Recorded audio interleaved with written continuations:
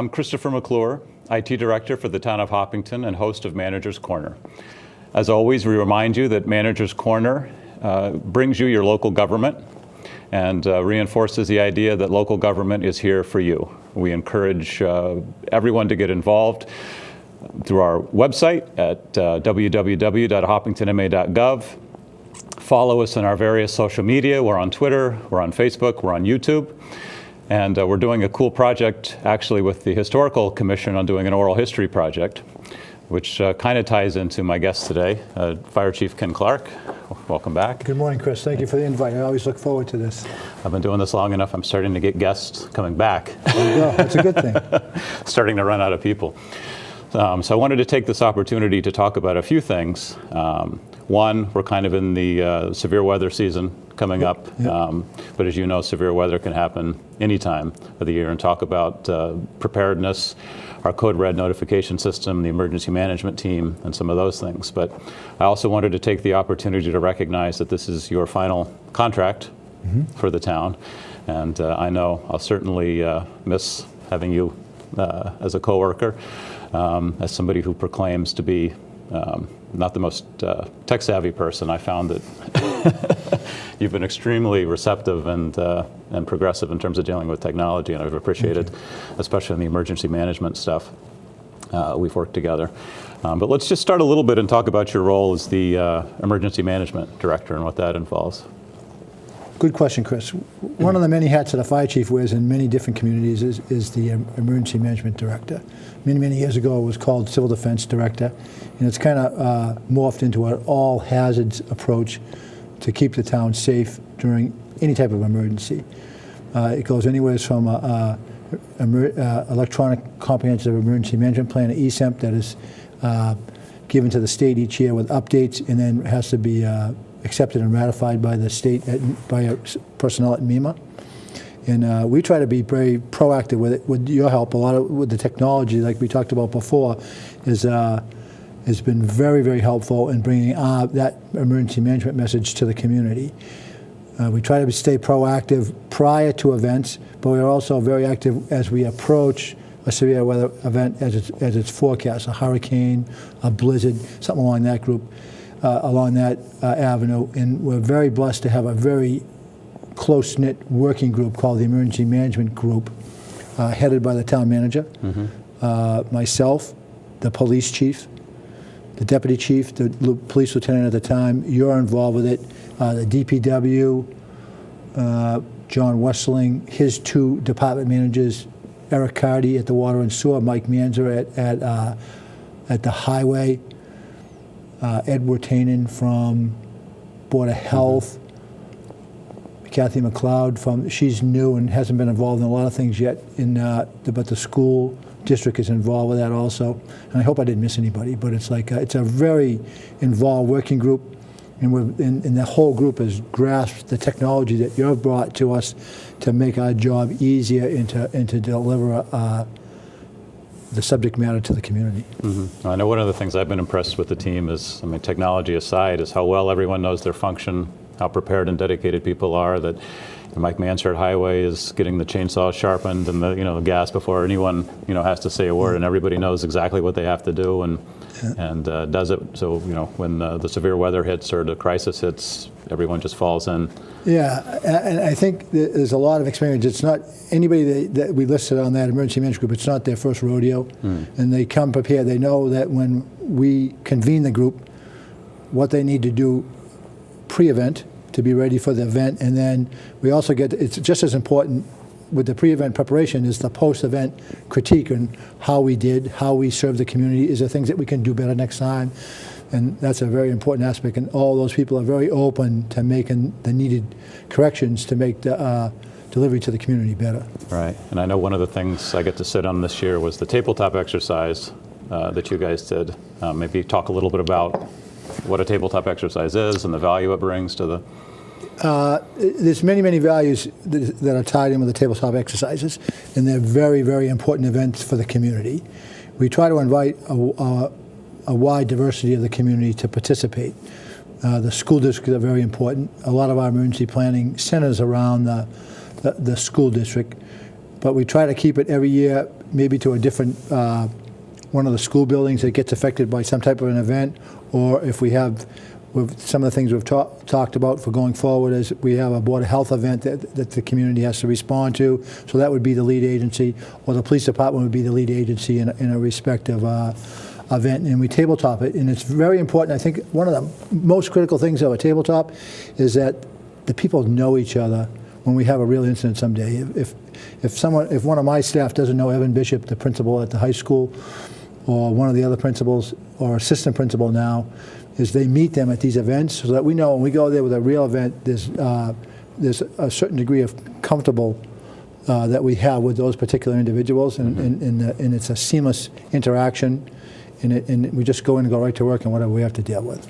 Right, and I know we do that in coordination with MEMA and federal agencies. Yeah, they all come in at some point during the pre-events. We reach out to them. They have a lot of technology and a lot of good information that we try to bring in through your technology and your skills. We bring in then we try to share with the community, so that and they have a lot, and it's really helpful in getting a clear picture of what the prospective event is going to be and how we're going to deal with it. Mm-hmm. Well, I know one of the things we implemented last year was creating www.hopkintonma.gov/emergency, which is featured prominently on the webpage anytime there's a severe weather or any other type of event. And we were able to put a toolkit together with the Code Red resources and information. There's a State 211 link and all sorts of resources. Also some real-time information to the public about what to do and how to be prepared and what's happening. And we were able to reduce sort of inquiry calls and public information calls the last couple of months by doing that. Maybe talk a little bit about some of those services, like the Code Red application that people have available to them. Well, the Code Red is Hopkinton's emergency notification company. It's out of Florida. It's web-based. And I, from either a laptop or even with my smartphone on the street, I can send a message out to the entire community, or with a laptop with a little bit of finesse, and we can actually grab a geographic area of the community if we're working on one of the highways and we have a neighborhood that's impacted by a hazmat or something or whatever. And we're able to share a message real time with the people that we pick. We can pick the whole community, or we can go down, like I said, to a neighborhood. And that's ongoing, the training from that. We actually are scheduling some training for my lieutenants, so if I wasn't available and right here at the beginning of an incident, they'd have the ability to reach out and complete that function with Code Red. One of the most important things with Code Red is to make sure that everyone in our community is signed up for Code Red. And you can go onto either of the websites and click on the icon for Code Web, and it's very simple to follow the directions. If someone didn't have any computer access or their computer was down and wanted to sign up, they can call my admin, Mary Carver, at the fire department, and she will be able to go onto the website and help the people get their information so that we have it in the system. Another very important thing for the emergency preparedness is that they have just about 2 years ago now, they brought out a new enhancement for the Code Red where you can get text messages. So the text messages are really good because during some of the severe weather events we've seen, severe weather events that we've had for an extended period of time, areas of our town that have been without NSAR electric power. So my recommendation is to people is that means they would lose their computers, let's say an emergency generator, computers, all those things that we normally are so comfortable communicating with, and everything would come down to like cell phone and text messaging. I strongly recommend that people have car chargers, so if we're going 2 or 3 days without power in a severe weather event, that they can pull the car out of the garage, run it for a little while, and charge up their phone, and be able to get these messages. We keep the community updated daily or as many times a day as is needed by a particular event to share the message with the community. Right, and I think it automatically grabs all the listed phone numbers and addresses. It does. That's why it's important for all those families and individuals to sign up so that they're in that database. Right, so if you go to the town's website, look for the Code Red icon, you can definitely make sure your information is accurate, list your cell phone number, sign up for the text messaging. They also have a really cool mobile app that you can install on your iPhone or Android device, and I've actually been using it. One of the nice things about Code Red is it's very popular in the state of Massachusetts. Many other communities use it. And you can actually create a mobile account and sign up for a radius. And as you travel, you can actually get Code Red alerts from other communities. Yeah. Listen to the message right on your phone. If it's a text message, see it. And it's a very powerful application. That, They're really making updates and increasing their efficiency almost like every couple of weeks you see a new product that they send out. Right. The other thing I want to mention briefly is I know it's always a fine line deciding when to do a Code Red message, because I think, are very conscientious about overusing the system and trying to use it for only when it's appropriate. And occasionally we'll get a resident request to be taken off the list. And I know that we prefer people to stay on because it's a way of reaching them. And we certainly try to make sure that we're not abusing it to send. Yeah, that's a good point, Chris. There's two things that as part of the sign up. You can sign up only for emergencies or general notifications. So the general notifications would be something like the Cub Scouts are out delivering wreaths on a Saturday to use people in caution as they are picking up food cans or something like that. So they use caution as people are traveling. That would be a general. So some people can either sign up for just the emergency or both. Or you can sign up for one, but not the general ones if you don't want those. So it's like a decision you make. It's just as simple as a click on a box. And it's like, but we ask people to be patient. There is sometimes that we use as the emergency management groups deems a necessary tool to use in our toolbox to share a message with the community. And they make the determination, yep, it's an emergency level, so everyone gets it. So I just ask people to be patient. Understand where it's coming from, what we're trying to do as an emergency management group with the community, and keep your names on there. Right.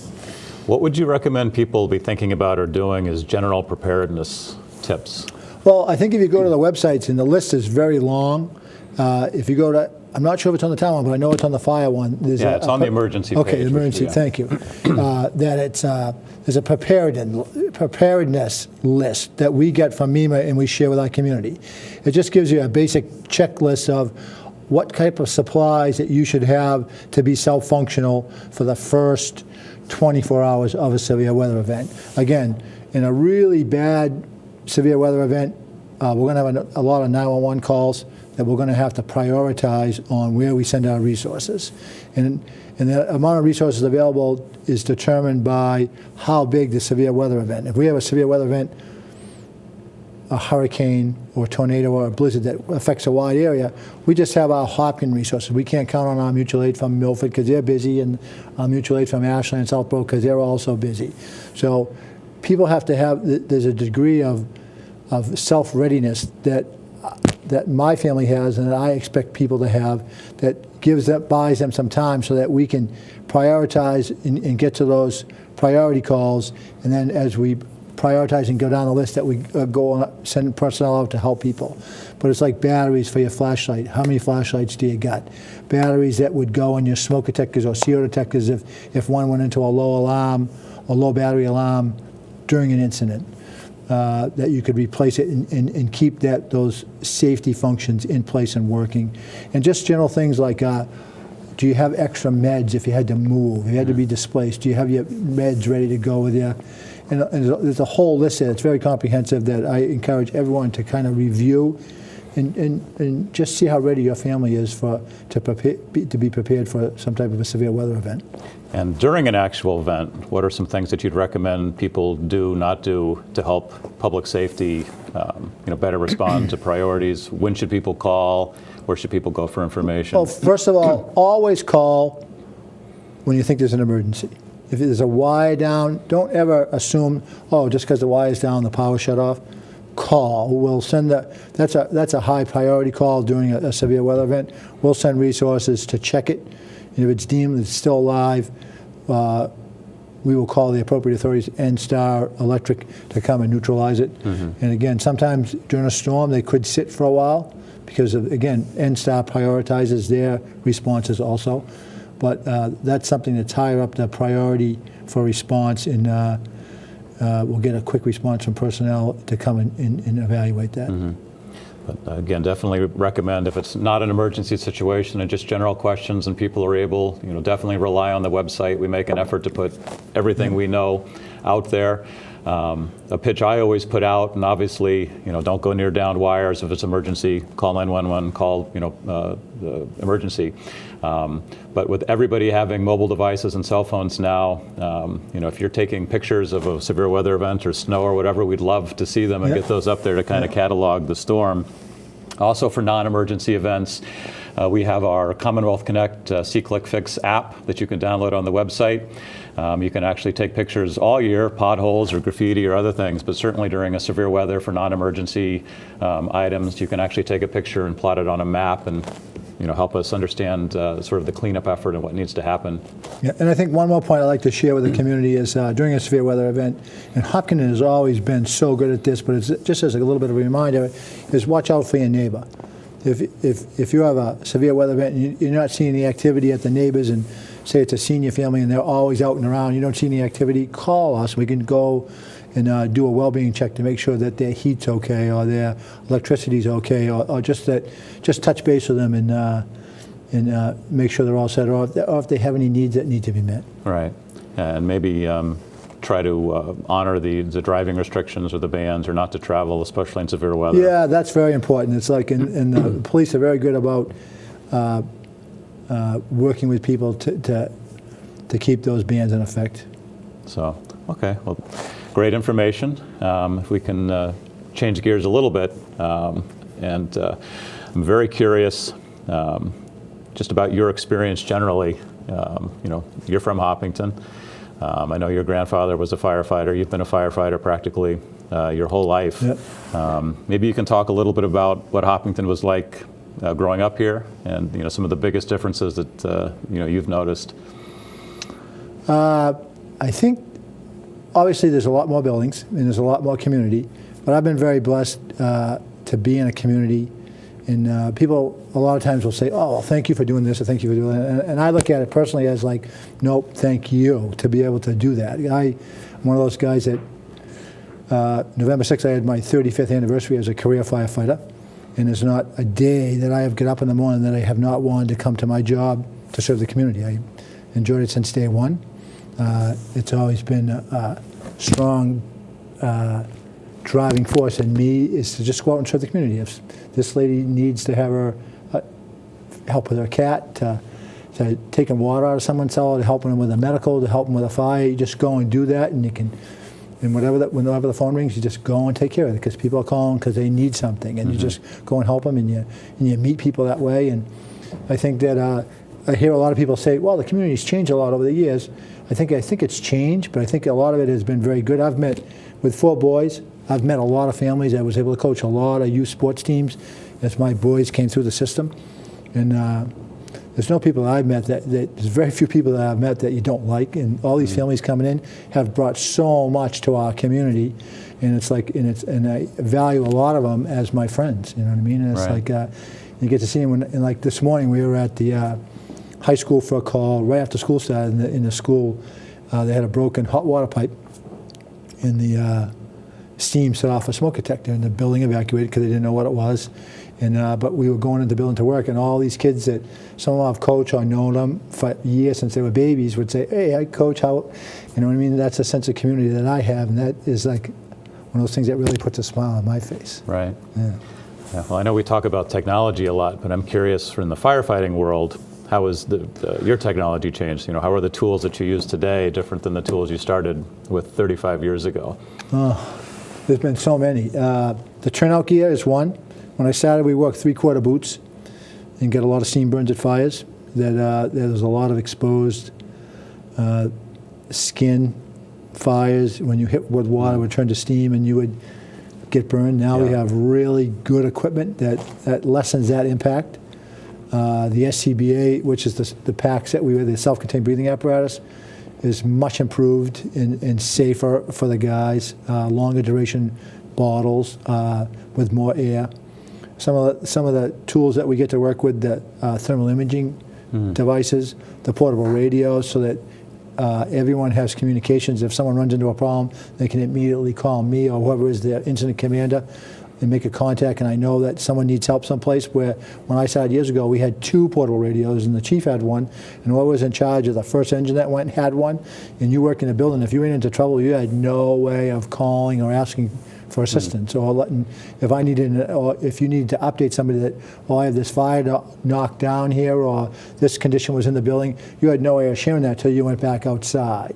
So most of the improvements we have has made the job much, much safer, but there's still an element that you can never let your guard down, no matter how good the equipment is, no matter what the structures are like. You gotta bring your A game every time you step off the truck, and be prepared to go to work, and be prepared to run into something that could throw you a curve, and be able to adjust positively to it. Right. Would you say that the department has become more sort of proactive in looking at doing inspections or doing, bylaws and other things that? The Hopkinton grasped that concept very early. They went to a fire prevention officer in the 80s that was solely centered around doing inspections. There was a position that was set up to do inspections. That was the resale of homes, new construction. When we saw the buildings on South Street start to expand, we spent a lot of time. Chief McMillan, when he was in fire prevention, then myself, then Bob Santucci, and now Tom Poria. The responsibilities have been very, very similar all the way through. There's just been more to work with as time has gone on. There's more buildings, more houses, and it's not a year now that there's ever less than 1,000 inspections in a year. Wow. And then those are expanding, and we'll see a big leap this year because of some of the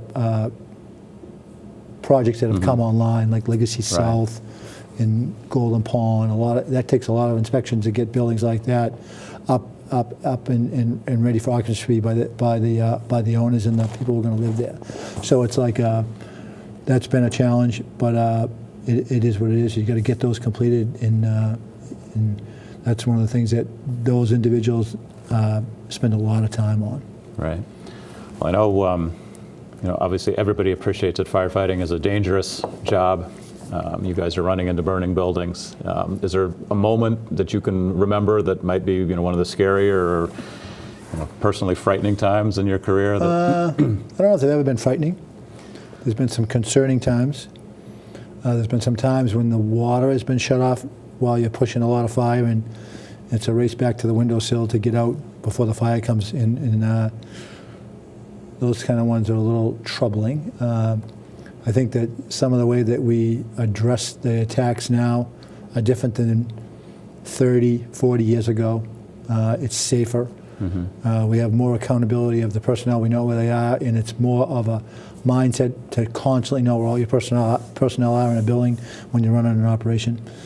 There's been some very hairy moments over the years, so I won't even share individual ones because it's like, I leave them tucked away and don't even think about them. So it's like, no, we got some, but it's all a support system. There's times when you have to we risk a lot to save a lot, and we don't risk anything to save nothing. So if we have a report that if there's a person, or we think that sometimes you get reports from bystanders or family members that someone is in a building, and you read the conditions and you make a decision, this is one that we will take a chance because we risk a lot here to potentially save a lot, and those ones kind of like you walk the line on those some days, but it's like it's part of the job, and you do it, and you use your instincts and your training, and keep all that in mind. And as always, it's never done. It's a team effort. The people on the outside are supporting the people on the inside that are doing that, and you know that, and that's what allows you to kind of like go that a little bit extra to kind of make that successful if that's what happens. Right. Are there any memories that stand out as particularly proud moments or there's a lot of successes? Yeah, there's a lot of proud ones, and sometimes some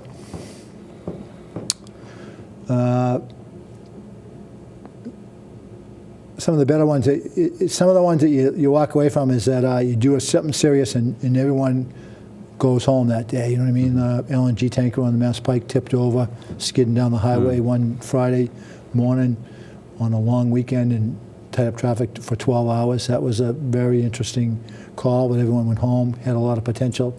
Some of the fires that we've done, and even some of the ones that, when you look at it, what happened with them is the operation went well, and just the outcomes were not successful because it's the hand that you were dealt that particular day. It's not just something. Sometimes it isn't successful. The house on Main Street that exploded. A lot of fires that that you lost people that simply because it wasn't the day to be successful that day. Everything went well. You were aggressive. You got to them. It was nothing that you could do for them. Right. A lot of them over the years. The town certainly appreciates your efforts and the risks you take and the commitment to the town. No, it's like I said before. I thank the town because I couldn't work for a better community. Yeah. You know? Well, thank you very much. Thank you, Chief. It's always good to deal with you. Thank you. Put a last-minute pitch in.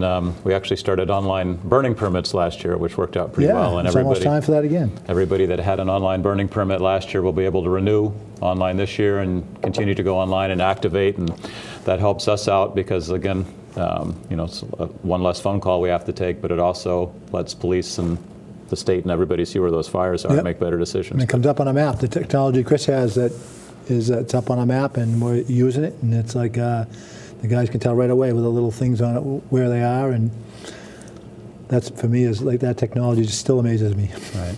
Well, you're one of the easy guests. We could talk for a lot longer. Man. Yeah. Appreciate having you. Thanks a lot. You're welcome. Thank you, Chris. So again, this is Chris McClure for Manager's Corner. Visit us online at hoppingtonma.gov, and definitely we want to hear from you. Use some of the online apps and tools that we have. Send us an email. Definitely get involved. Let us know what you like, what you don't like, and until next time, thanks.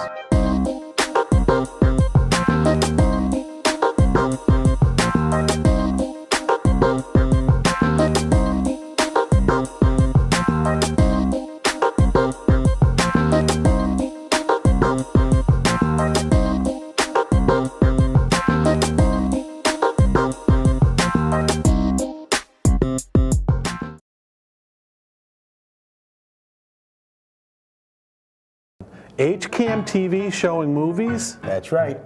Dive-In Drive-In's a new show on HCAM. Join Mike and I as we present some B movies. Movies that have piqued the two Mike's interest. And not to mention, they're also free. We'll give you some interesting tidbits about the cast and crews. And point out some of the reasons these are classic B films. So check out the HCAM TV website at hcam.tv for movie names and showtimes.